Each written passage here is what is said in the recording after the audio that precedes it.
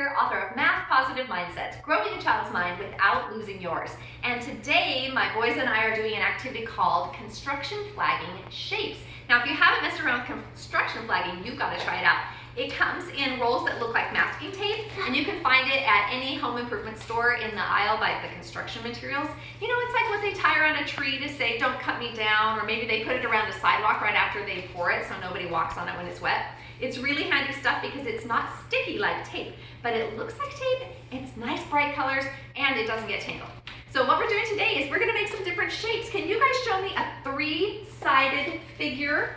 Can you make a three-sided figure? What do we call a three-sided figure, Knox? What's it called that has three sides?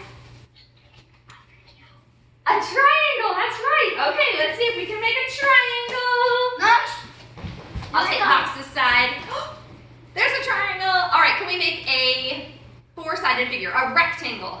Knox, we need you.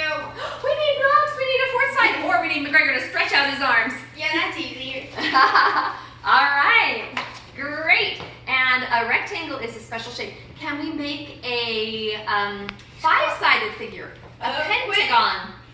Quinn, can you make an extra side in it? There we go. McGregor, you gotta be tight.